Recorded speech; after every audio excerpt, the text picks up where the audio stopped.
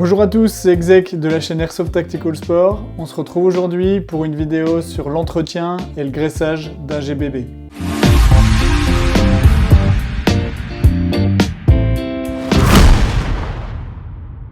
L'idée de la vidéo est simple, c'est de vous partager quelques tips pour bien entretenir et bien graisser vos GBB. La plupart du temps, quand il y a des problèmes sur des GBB sur les terrains, on se rend compte que c'est un mauvais entretien, un mauvais huilage, un mauvais graissage. Donc on va essayer d'y remédier aujourd'hui en vous donnant des choses simples à faire. On va pas trop rentrer dans des détails mécaniques, mais si vous appliquez ça régulièrement, normalement vous allez enlever beaucoup de problèmes que vous rencontrez sur le terrain, si toutefois vous en avez. Ici, on a un Glock 45 de chez VFC, mais tout ce qu'on va voir ici, vous pouvez le refaire sur quasiment l'intégralité des GBB qu'on trouve sur le marché. Je vais tout de suite vous mettre en fait une vue de haut et c'est parti.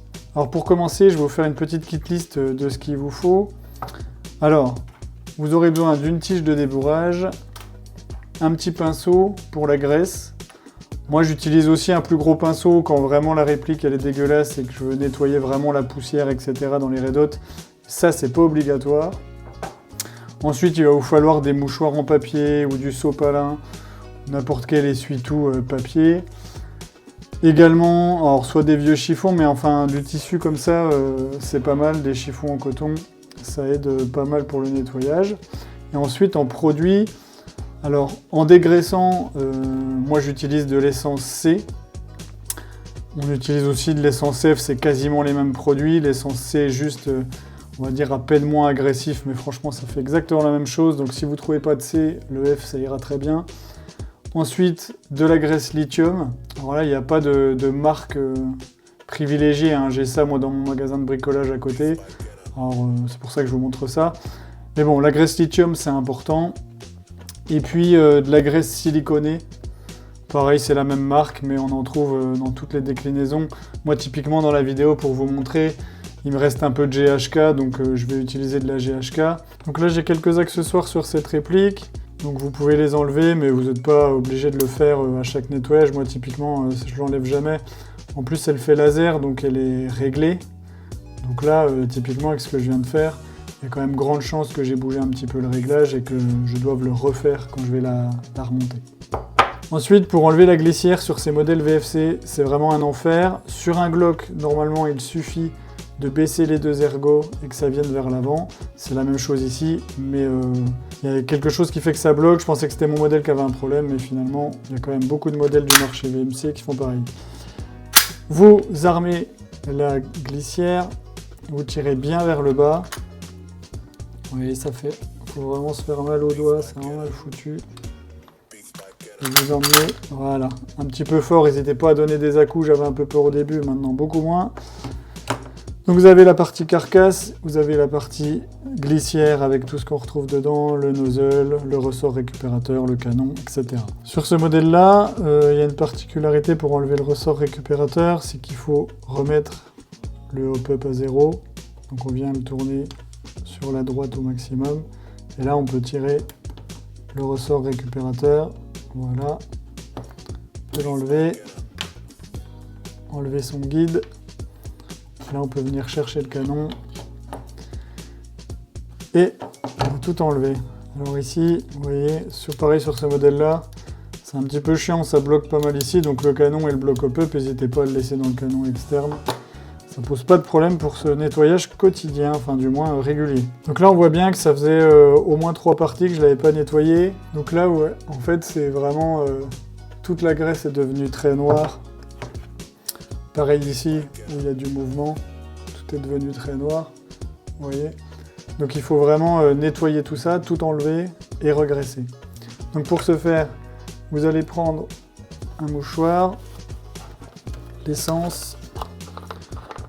Alors à savoir que je ne mets pas toujours de l'essence, là je le montre pour vraiment faire quelque chose dans les règles de l'art. Sachez qu'un mouchoir, sans essence, sans rien, ça enlève déjà très très bien la graisse. Vous n'êtes pas obligé en fait de tout enlever systématiquement à fond. N'hésitez pas non plus à ne pas mettre trop d'essence parce qu'en fait, après, ça sèche pas forcément instantanément, surtout la F, ça sèche un petit peu moins bien classé. Et là, vous allez passer alors sur la carcasse, et bien un petit peu partout.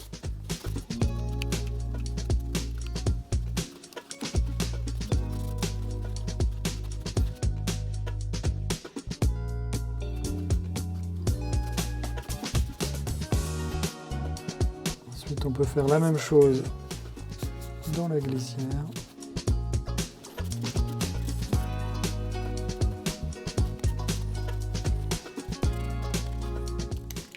N'hésitez pas là dans le nozzle de le prendre au niveau de l'entrée du gaz. Essayez de nettoyer aussi dans l'angle ici. Souvent, c'est un peu crade. Voilà. Et votre bout de nozzle, voilà, pareil, bien nettoyé, puisque lui, il rentre dans le joint au pup.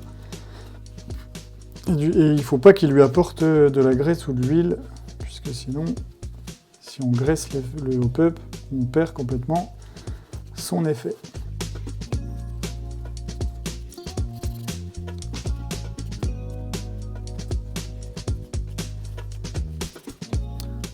Hop, donc voilà, c'est très propre.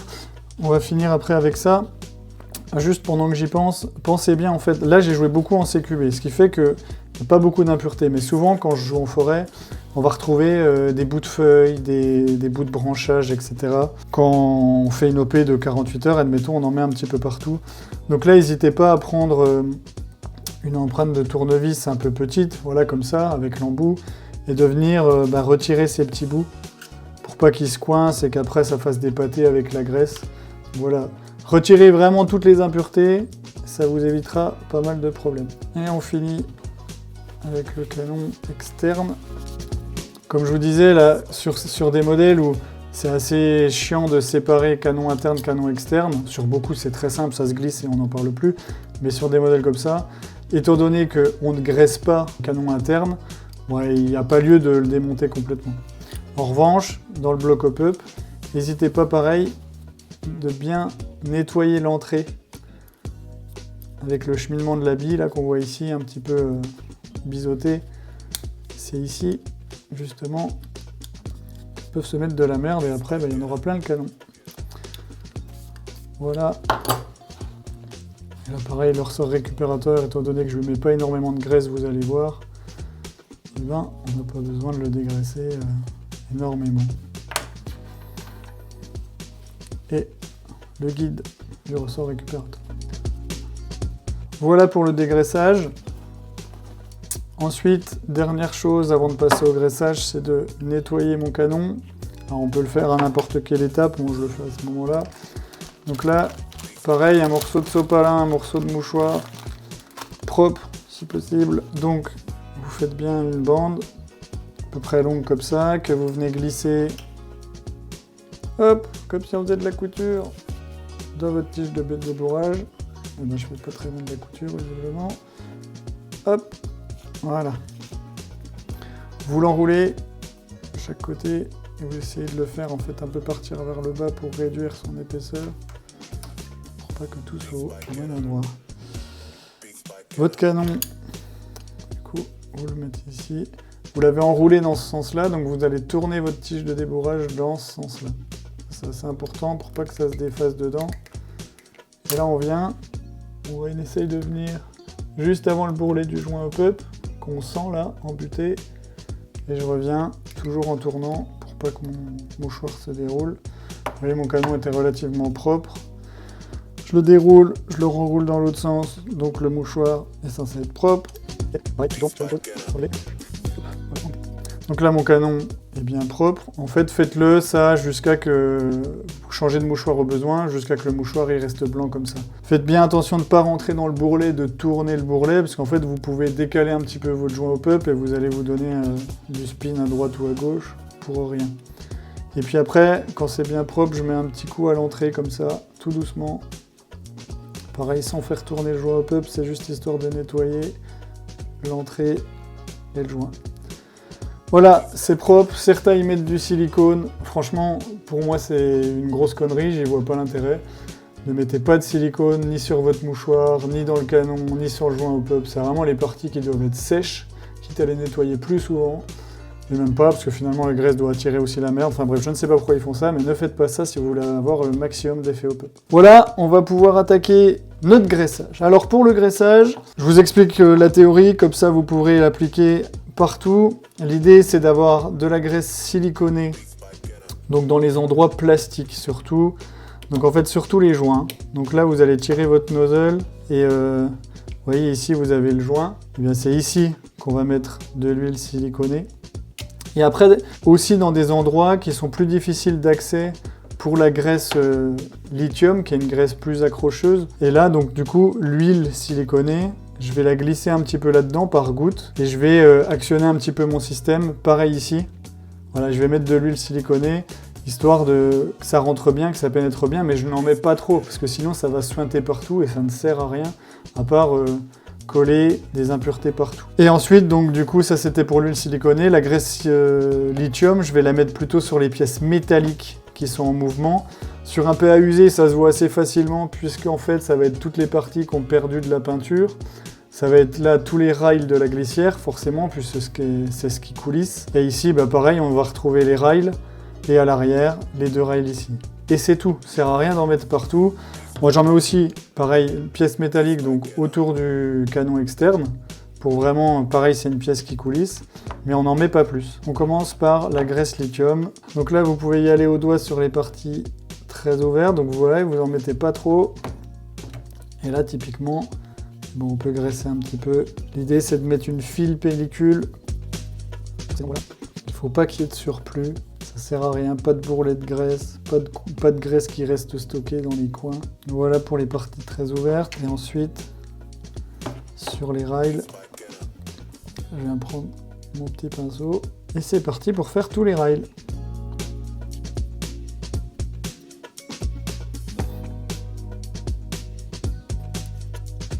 Là aussi, c'est des pièces qui servent à la sûreté, à l'arrêtoir de culasse, au bon fonctionnement de la réplique, qui sont en métal. Voilà, vous n'hésitez pas à en mettre aussi dessus. Et je rappelle, encore une fois, pas trop, ça ne sert à rien. Alors si vous mettez de la graisse lithium sur des parties plastiques, c'est pas dramatique, d'accord? En revanche, ne prenez pas n'importe quelle graisse. Il y a des graisses qui attaquent fort le plastique. Et donc tout ce qui est graisse dédiée à la mécanique automobile, tout ça, faites vraiment attention. Alors certes c'est moins cher, mais ça va vous cramer et vous bouffer tous vos plastiques. Au bout, pour le passage du canon. N'hésitez pas à enlever le surplus quand vous voyez que vous en mettez trop. Voilà, pour ça, là on peut en mettre encore derrière. Enfin l'idée, vous l'aurez compris, j'ai pas besoin de tout vous dire exactement où mettre, mais pièce métallique avec frottement, vous mettez de la graisse. Mon canon, donc là le canon, pas besoin de pinceau, hein, c'est une pièce où on a accès à tout, vous mettez autour. Faites bien attention de ne pas en mettre dedans, c'est important. Et là, pareil, moi j'en mets pas, parce qu'en fait c'est une pièce qui est ouverte sur l'extérieur de la réplique, et tout va venir se coller dessus, donc franchement ça ne sert à rien. Et là, faites bien attention qu'il n'y en ait pas au bout. Vous voyez, il n'y en a pas trop, hein, finalement il y a juste une pellicule, et vu que c'est un graissage qu'on va faire quand même régulièrement, ça sert à rien qu'il y ait un pâté, de toute façon qui bloquera la réplique à terme, donc pas de plus-value. Sur ce ressort-là, pareil, moi je mets cette graisse-là. On peut mettre de l'huile siliconée, hein, là franchement c'est un petit peu comme vous voulez. Comme je vous disais tout à l'heure, j'en mets pas trop de toute façon. Et en fait je le mets sur la partie plastique, pour que le ressort vienne coulisser dessus, sans contrainte. Vous pouvez jouer un peu avec, là pareil, vous pouvez l'ouvrir, graisser un peu avec vos doigts les endroits qu'on n'a pas pu avoir au pinceau. Et cette partie-là, c'est reparti pour faire ce qu'on a fait dans la glissière.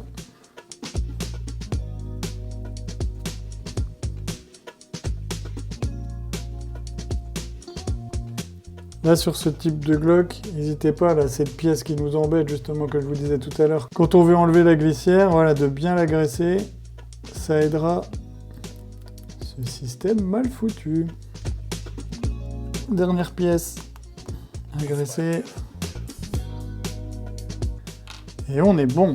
On prend notre huile siliconée. Alors, on s'essuie un peu les doigts parce que c'est très gras. Et on essuie son pinceau puisqu'on change. Alors, pas de contrainte au fait de garder le même pinceau entre de l'huile et de la graisse. C'est pas religieusement correct. En revanche, on s'en fiche un petit peu puisque ça va pas créer de problème particulier. De l'huile, comme je vous le disais tout à l'heure, on vient en glisser une goutte. Voilà. Vraiment, je vous conseille ce type d'huile là, d'accord? C'est une huile silicone qui reste visqueuse. L'huile en spray, honnêtement, c'est pas ouf, parce que vous contrôlez pas où vous en mettez, ça va vite fait d'en mettre partout, ça soigne, ça coule, parce que c'est quand même très liquide. C'est pas quelque chose qui est indispensable dans votre kit de nettoyage. Ici, pareil, une goutte ici, voilà. Là, on peut commencer à l'étaler. Là, l'idée, c'est de la faire bien pénétrer, donc vous pouvez tapoter dedans. Et là, vous pouvez jouer un peu avec les systèmes qui se bloquent bien.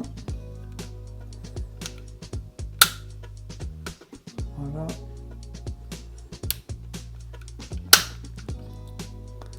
Voilà, et l'idée, voilà, c'est que ça pénètre comme il faut afin de faciliter le mouvement normal des pièces. Et ici, de l'huile, on va en mettre uniquement, comme je vous disais tout à l'heure. Alors moi, c'est ce que je fais.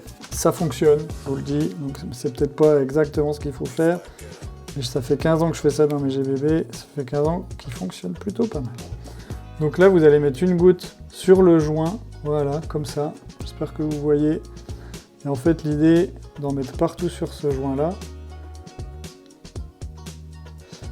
Et là, vous pouvez prendre un petit embout un petit tournevis, n'importe quoi qui peut vous aider. Et en faisant très attention, donc ne prenez pas le joint au bout, mais plutôt par là. L'idée, en fait, ça va être de le faire tourner. Lui, il tourne tout le temps, c'est sûr, il est libre. Voilà. Là, vous voyez, il tourne. Ça va vous permettre de pouvoir traiter tout le côté du joint. Vous pouvez jouer un peu avec le nozzle. Donc voilà tout ce qu'il faut faire pour le graissage. Maintenant, on peut procéder au remontage complet.